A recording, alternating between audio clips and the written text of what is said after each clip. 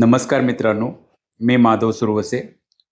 आपल्याला हवे ते बोलायचे, आपल्याला हवे ते विचार मांडण्याचे, देशात कुठेही मुक्तपणे फिरण्याचे किंवा आवडणारा व्यवसाय करण्याचे स्वातंत्र्य आपल्याला कोण दिलेले असेल? याचे उत्तर आहे भारतीय राज्यघटना आणि त्या राज्यघटनेतले कलम 19. पण तुम्हाला माहीत आहे का, कलम 19 मधील हे स्वातंत्र्य अमर्यादित नाही. भाषण स्वातंत्र्याचा अर्थ कोणाचे अपमान करणे असा होत नाही. इंटरनेटचा वापर करणे हा आपला मूलभूत हक्क आहे का? आणि शांत राहण्याचा अधिकार देखील कलम 19 मध्ये कसा येतो? या सर्व रंजक आणि परीक्षेसाठी अत्यंत महत्त्वाच्या घटकाचे सविस्तर विश्लेषण आजच्या या व्हिडिओमध्ये आपण पाहणार आहोत. चला तर मग पाहू, भारतीय राज्यघटनेतले कलम 19 काय आहे. कलम 19ला स्वातंत्र्याचा अधिकार असे म्हणण्यात आलेला आहे. Right to freedom of speech and expression. म्हणजेच काय हो? सर्व नागरिकांना या कलमामध्ये 6 मूलभूत स्वातंत्र्याची हमी दिलेली आहे. मग या कलमाचं मुख्य स्वरूप काय असणार आहे? तर कलम 19 हे भारतीय राज्यघटनेतील नागरिकाच्या वैयक्तिक स्वातंत्र्याचा आणि लोकशाहीचा सर्वात महत्त्वाचा कणा आहे. हे अधिकार जे आहे, म्हणजेच भारतीय राज्यघटनेचं कलम 19 जे आहे ते फक्त भारतीय लोकांसाठी लागू आहे. परदेशी नागरिक असतील किंवा परदेशी कंपन्या असतील याच्यासाठी हे लागू नाही. ज्याप्रमाणे आपण मागील व्हिडिओमध्ये विचार केलेला होता, कलम 15चा कलम 16चा हे फक्त भारतीय नागरिकांसाठी देण्यात आलेले आहे, त्याचप्रमाणे कलम 19 हे देखील भारतीय नागरिकांसाठीच देण्यात आलेलं आहे असं आपल्याला विचार करावा लागेल. कलम 19 मधले जे स्वातंत्र्य तुम्हाला बहाल करण्यात आलेलं आहे, हा अधिकार केवळ राज्याविरुद्ध संरक्षण देतो, खाजगी व्यक्तीबद्दल नाही. या ठिकाणी तुम्ही लक्षात ठेवा, ज्या काही राज्यसंस्था आहेत त्यांना मर्यादा टाकतात या 19 मधल्या तरतुदीच्या संदर्भामध्ये. एखादा खाजगी व्यक्ती तुमच्या अधिकाराचं उल्लंघन करेल, त्याच्या विरोधात तुम्ही न्यायालयात जाचाल, लढा देचाल आणि न्याय मिळवून घ्याल. पण या ठिकाणी आपल्याला आवर्जून लक्षात ठेवावे लागेल की हा अधिकार फक्त राज्यसंस्थेच्या विरोधामध्ये आहे. राज्यसंस्थेच्या अधिकाराच्या बाबतीत संरक्षण देतो, ही बाब आपल्याला या ठिकाणी विचारात घ्यावी लागेल. आता कलम 19 मध्ये जरी तुम्हाला अधिकार बहाल केलेले असतील, स्वातंत्र्य बहाल केलेले असतील, तर हे स्वातंत्र्य अमर्यादित नाहीत, ही बाब तुम्ही लक्षात घेतली पाहिजे. राज्यघटना स्वतःच राज्याला या स्वातंत्र्यावर रिस्ट्रिक्शन म्हणजेच मर्यादा घालण्यासाठी अधिकार देते. म्हणजे जर हा अधिकार तुम्हाला देण्यात जरी आलेला असला तर राज्यसंस्था याच्यावर काय करते, मर्यादा सुद्धा घालत असते आणि त्या मर्यादा उचित असतात, त्या विरोधात तुम्ही न्यायालयात जाऊ शकत नाही असं म्हणावं लागेल. याला म्हणायचं आपण रिजनेबल रिस्ट्रिक्शन्स. काय म्हणताल तुम्ही? Reasonable restrictions. याचा विचार या कलमामध्ये सुद्धा आपल्याला करावा लागेल. आता एक महत्वाची नोंद मी तुमच्या लक्षात आणून देतो. 44वी घटना दुरुस्ती 1978 मधील मूळ राज्यघटनेमध्ये कलम 19 मध्ये 7 स्वातंत्र्य दिली गेलेली होती. किती स्वातंत्र्य दिली गेली होती? 7 स्वातंत्र्य होती. परंतु 44वी घटना दुरुस्ती 1978 मध्ये करण्यात आली आणि या घटना दुरुस्तीमध्ये जो मालमत्तेचा अधिकार आहे, म्हणजे संपत्ती खरेदी करण्याचा, संपत्तीची विक्री करण्याचा हा जो अधिकार होता, म्हणजे हे जे स्वातंत्र्य होते ते याच्यामधनं रद्द करण्यात आलं असं म्हणावं लागेल. म्हणजेच आता कलम 19 मध्ये फक्त 6 स्वातंत्र्य शिल्लक राहिलेले आहेत आणि मग ते कोणते याचा विचार आपल्याला या ठिकाणी करावा लागेल. म्हणजेच कलम 19(1) मधील 6 जे मूलभूत स्वातंत्र्य आहेत आणि त्या स्वातंत्र्यावर ज्या मर्यादा घालण्यात आलेल्या आहेत त्याचा विचार आपल्याला करता येईल. मग 1चा जर विचार करायचा असेल त्याला आपण म्हणू freedom of speech and expressions. म्हणजे प्रत्येक व्यक्तीला भाषण करण्याचा, भाषण देण्याचा किंवा प्रत्येक व्यक्तीला अभिव्यक्त होण्याचा स्वातंत्र्य तुम्हाला या कलमामध्ये दिलेला आहे. आणि ते कलम 19 मधील पोट कलम 1(a) याच्यामध्ये देण्यात आलेले आहे. म्हणजे याचा अर्थ काय होईल हो? स्वतःचे विचार असतील, मते असतील किंवा दृष्टिकोन असेल, तो तोंडानी म्हणजे बोलून किंवा लिहून किंवा छापून किंवा एखाद्या चित्राद्वारे किंवा नुसत्या हावभावाने हे व्यक्त होणे. मग याच्यामध्ये तुम्हाला काय येईल, वृत्तपत्र येतील. वृत्तपत्राच्या नंतर मग तुम्हाला जे आता सोशल मीडिया आहे त्याच्यामार्फत तुम्ही सुद्धा व्यक्त होतात ते येईल. याच्यामध्ये शांत राहण्याचा सुद्धा अधिकार आहे, शांत राहण्याचा सुद्धा अधिकार तुम्हाला देण्यात आलेला आहे. म्हणजेच माहितीचा अधिकार सुद्धा, म्हणजे एखादी माहिती मिळवण्याचा अधिकार सुद्धा तुम्हाला या स्वातंत्र्याच्या अधिकारामध्ये देण्यात आलेला आहे असं आपल्याला या ठिकाणी पाहावं लागेल. असं जरी असलं, वृत्तपत्राच्या संदर्भात स्वातंत्र्य असतील, शांत राहण्याच्या संदर्भामध्ये तुम्हाला स्वातंत्र्य असतील, भाषण करण्याच्या संदर्भामध्ये स्वातंत्र्य असतील, अभिव्यक्त होण्याच्या संदर्भामध्ये तुम्हाला स्वातंत्र्य असतील, तरी पण हे मर्यादित स्वरूपाचे आहेत, अमर्यादित नाहीत. ह्याच्यावर वेगवेगळ्या प्रकारचे रिस्ट्रिक्शन्स तुम्हाला लादलेले दिसतात. मग आता याच्यामध्ये साधारणतः काय विचारात घ्यावं लागेल, तर भारताचं जे सार्वभौमत्व आहे या किंवा भारताची जी अखंडता आहे याच्यावर तुम्हाला बोलता येणार नाही. बोलता येईल पण वेगळ्या पद्धतीचं तुम्हाला बोलता येणार नाही, टीका टिप्पणी करता येणार नाही.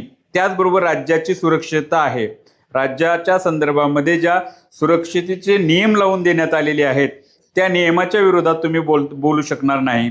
किंवा जर समजा आमच्या राज्याचे एखादे परदेशी राज्याशी काही संबंध आहेत त्याच्या संदर्भामध्ये तुम्हाला टीका टिप्पणी करता येणार नाही. सार्वजनिक सुव्यवस्था असतील किंवा अब्रूनुकसान असेल किंवा अब्रूनुकसानीच्या संदर्भामधले जे गुन्हे असतील त्या संदर्भामध्ये तुम्हाला टीका टिप्पणी करता येणार नाही. आणि जर तुम्ही केलं असेल तर कायदेशीर कारवाई तुमच्यावर केली जाईल.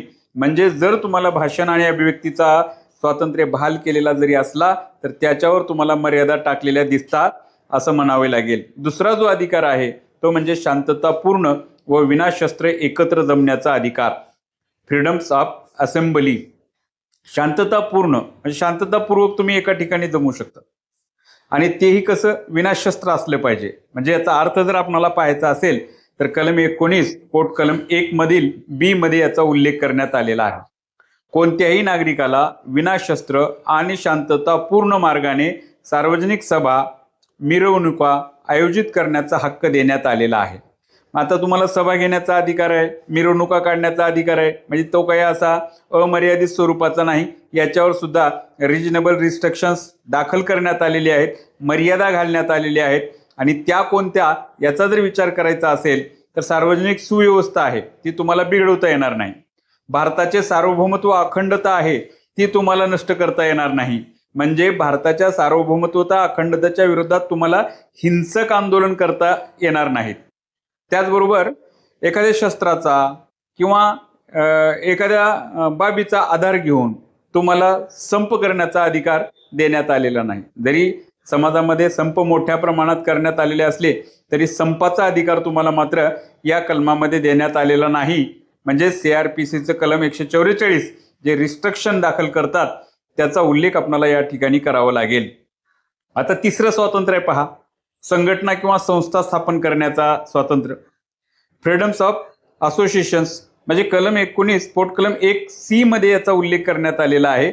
आणि याचा नेमका अर्थ काय, तर एखादी राजकीय पक्ष आहे, कंपन्या आहेत, क्लब आहे, व्यापारी संघटना आहेत किंवा सहकारी संस्था आहे, या तुम्हाला स्थापन करता येतात. आणि या संदर्भामध्ये 2011 मध्ये 97वी घटना दुरुस्ती तयार करण्यात आली आणि सहकारी संस्था स्थापन करण्याचा अधिकार स्वातंत्र्य तुम्हाला बहाल करण्यात आलेला आहे. म्हणजे या ठिकाणी तुम्ही एखादी संघटना स्थापन करता, पण ही संघटना कशी असली पाहिजे, चांगली असली पाहिजे. एखादी अखिल भारतीय दरोडेखोर संघटना तुम्ही स्थापन करायचं म्हटलं तर तुम्हाला तशा पद्धतीची संघटना स्थापन करता येणार नाही. म्हणजे यांच्यावर मर्यादा आहेत. सार्वजनिक सुव्यवस्थेच्या संदर्भामध्ये असतील, नैतिकतेच्या संदर्भामध्ये असतील, भारताचे सार्वभौमत्व असेल, अखंडता असेल, याला तडा जाता कामा नये अशा पद्धतीचे रिस्ट्रिक्शन्स या स्वातंत्र्यावर टाकण्यात आलेलं आहे. आता 4 नंबरला जे स्वातंत्र्य बहाल करण्यात आलेलं आहे, देशामध्ये तुम्ही काय करू शकतात, कोठेही मुक्तपणे संचार करू शकतात. म्हणजे मुव्हमेंटचा स्वातंत्र्य, फ्रीडम्स ऑफ मुव्हमेंट, तुम्हाला कोठेही जाण्याचा अधिकार आहे. कलम 19 पोट कलम 1D मध्ये याचा उल्लेख करण्यात आलेला आहे. नेमका याचा अर्थ काय, तर भारताच्या कोणत्याही भागात अडथळ्याशिवाय येण्या जाण्याचा जो अधिकार देण्यात आलेला आहे, म्हणजे देशांतर्गत फिरण्याचा जो अधिकार देण्यात आलेला आहे, तो तुम्हाला या स्वातंत्र्यामध्ये सांगता येईल. पण हाही देखील अमर्यादित स्वरूपाचा नाही, मर्यादित स्वरूपाचा आहे. याच्यावर मर्यादा टाकण्यात आलेली आहेत. सर्वसामान्य जनतेचे हित आणि अनुसूचित जातीचे म्हणजे एसटीचे हितसंबंध जपूनच तुम्हाला या अधिकाराचा वापर करावा लागेल, या स्वातंत्र्याचा वापर करावा लागेल. आता 5वं स्वातंत्र्य काय आहे बघा. एखाद्या व्यक्तीला भारताच्या कोणत्याही भागात राहण्याचा, स्थायिक होण्याचा अधिकार आहे, म्हणजे स्वातंत्र्य आहे. म्हणजे फ्रीडम्स ऑफ रेसिडेन्स. एखाद्या व्यक्तीला भारताच्या कोणत्याही भागात जाऊन त्या ठिकाणी वास्तव्य करण्याचा अधिकार आहे. कलम 19(1) पोटकलम ई मध्ये याचा समावेश करण्यात आलेला आहे. म्हणजे या कलमाचा जर अर्थ पाहायचा असेल आपल्याला, भारताच्या कोणत्याही भागात तात्पुरते राहण्याचा किंवा कायमस्वरूपी स्थायिक होण्याचा हक्क तुम्हाला या स्वातंत्र्याने बहाल केलेला आहे. पण यावर सुद्धा मर्यादा टाकण्यात आलेली आहेत. सर्वसामान्य जनतेचे हित या ठिकाणी तुम्हाला लक्षात घ्यावे लागतील. त्याचबरोबर अनुसूचित जमात जे आहे, एसटी आहेत, याचा सुद्धा हितसंबंधाचा विचार या ठिकाणी तुम्हाला करावा लागेल. आणि सरते शेवटी आपल्याला 6व्या स्वातंत्र्याचा विचार करावा लागेल. आणि ते 6वे स्वातंत्र्य म्हणजे कोणते आहे, तर एखाद्या व्यक्तीला भारतामध्ये कोणताही व्यवसाय करण्याचा, व्यापार करण्याचा, रोजगार करण्याचा स्वातंत्र्य देण्यात आलेला आहे. फ्रीडम्स ऑफ प्रोफेशन्स किंवा ट्रेड असं आपल्याला या ठिकाणी विचार करावा लागेल. कलम 19 पोटकलम 1 जी मध्ये याचा उल्लेख करण्यात आलेला आहे. मग याचा अर्थ काय होणार आहे? आजीविकेसाठी कोणताही वैध व्यवसाय किंवा व्यापार करण्याचा अधिकार तुम्हाला या कलमामध्ये सांगण्यात आलेला आहे. याच्यावर मर्यादा आहेत पहा. जनहित विचारात घेण्यात आलेला आहे. व्यावसायिक किंवा तांत्रिक अर्हता म्हणजेच क्वालिफिकेशन विचारण्यात घेण्याचा अधिकार राज्य संस्थेला देण्यात आलेला आहे. किंवा एखाद्या व्यापारावर राज्याची मक्तेदारी निर्माण करण्याचा सुद्धा या ठिकाणी विचार केलेला आहे. म्हणजे आता तुम्हाला कोणताही व्यवसाय करता येतो, म्हणजे तुम्हाला काही जुगार चालवण्याचा अधिकार दिलेला नाही. वेश्या व्यवसाय करण्याचा अधिकार तुम्हाला बहाल करण्यात आलेला नाही. बेकायदेशीररित्या दारूची दुकानं तुम्हाला काढता येणार नाहीत. नाहीतर तुम्ही म्हणसाल की मला आता भारतीय राज्यघटनेच्या स्वातंत्र्यामध्ये मला धंदा करण्याचा, व्यवसाय करण्याचं स्वातंत्र्य दिलेलं आहे, म्हणजे मला कोणताही करता येईल का व्यवसाय? करता येणार नाही. म्हणजे या ठिकाणी काय आहे, मर्यादा टाकण्यात आलेल्या आहेत असं म्हणावं लागेल. आता बघा, MPSC किंवा UPSC मध्ये तुम्ही ज्यावेळेस या 6 स्वातंत्र्याचा अभ्यास करताल त्यावेळेस बऱ्याच वेळेस परीक्षेमध्ये काही कायदेशीर निवाडे विचारात घ्यावे लागतील आपल्याला. आणि या भारतीय राज्यघटनेच्या कलम 19 मध्ये जे 6 स्वातंत्र्य बहाल केलेले आहेत याच्या संदर्भामध्ये 3 न्यायनिवाडे आपल्याला विचारात घेता येतील. त्याच्यामध्ये नंबर 1चा आहे, जे 1950 मध्ये न्यायालयीन खटला न्यायालयाच्या समोर आलेला होता, तो म्हणजे रोमेश थापर विरुद्ध मद्रास राज्य. यामध्ये काय म्हणण्यात आलेलं होतं, सर्वोच्च न्यायालयाने स्पष्ट केलेले आहे की वृत्तपत्र स्वातंत्र्य म्हणजे फ्रीडम्स ऑफ प्रेस हे भारतीय राज्यघटनेच्या कलम 1 पोटकलम 1 मधील ए म्हणजेच भाषण व अभिव्यक्ती स्वातंत्र्याचा एक भाग आहे.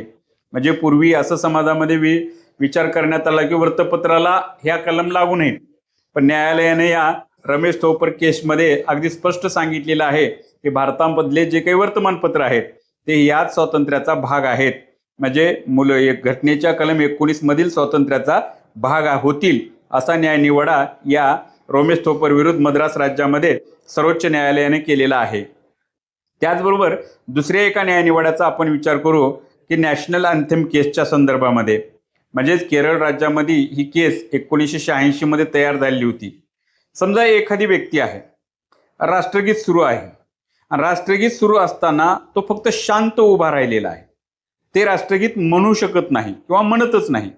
म्हणजे शांत राहण्याचा, राईट ऑफ रिमेनिंग सायलेंट, शांत उभा टाकण्याचा अधिकार सुद्धा कलम 19 पोटकलम 1 ए मध्ये येतो असं या इनॅम्युअल विरुद्ध केरळ राज्य खटल्यामध्ये 1986 मध्ये आलेला आहे. म्हणजे एखादा व्यक्ती समजा राष्ट्रगीतासाठी उभा टाकलेला आहे आणि त्यांनी राष्ट्रगीत नाही म्हटलं, म्हणजे शांत उभा टाकलेला आहे, तर तुम्ही त्याच्यावर कारवाई करू शकणार नाही, कारण हाही अधिकार, शांत राहण्याचा अधिकार सुद्धा त्याला बहाल करण्यात आलेला आहे. आता तिसरा खटला अगदी अलीकडच्या काळामध्ये म्हणजे 2020 मधला खटला आहे, अनुराधा भसीन विरुद्ध भारत राज्य किंवा भारत संघराज्य. सर्वोच्च न्यायालयाने हा एक ऐतिहासिक निर्णय दिला की तुम्ही जे इंटरनेट वापर करतात ना, राईट टू इंटरनेट असेस हा सुद्धा तुम्हाला भारतीय राज्यघटनेच्या कलम 19 पोटकलम 1A मध्ये समाविष्ट आहे असं सांगण्यात आलेलं आहे. म्हणजे जे इंटरनेटचा ॲक्सेस तुम्ही घेत आहात, इंटरनेटचा जे वापर करत आहात, त्या वापराला सुद्धा तुम्हाला मूलभूत स्वातंत्र्यामध्येच विचार करावा लागेल. या अनुराधा भसीन असेल किंवा केरळ राज्याची केस असेल किंवा रोपेश थोपरची केस असेल, येथे न्यायालयाने अगदी स्पष्टरित्या सांगण्यात आलेलं आहे की तुम्हाला तुमच्या मूलभूत अधिकाराचा वापर करता येतो, मूलभूत स्वातंत्र्य तुम्हाला उपभोगता येतात, या ठिकाणी आवर्जून सांगण्यात आलेले आहे. मग आता तुमच्या मनामध्ये एक प्रश्न निर्माण झालेला असेल आणि तो प्रश्न कोणता आहे पहा. जर भारतामध्ये आणीबाणी जर चालू असेल तर आणीबाणीच्या काळामध्ये 19व्या कलमाचं काय होतं? 19वा कलम शाबित राहतं का सस्पेंड होतं किंवा निलंबन होतं, याचा विचार आपल्याला आता करावा लागेल. बघा, राज्यामध्ये जर समजा 358 नुसार आणीबाणी चालू झाली आहे, म्हणजे जेव्हा कलम 352 अंतर्गत राष्ट्रीय आणीबाणी घोषित केली जाते तेव्हा कलम 19 मधले जे स्वातंत्र्य आहेत ते आपोआप निलंबित होतात. जर 352 म्हणजे राष्ट्रीय आणीबाणी चालू झालेली असेल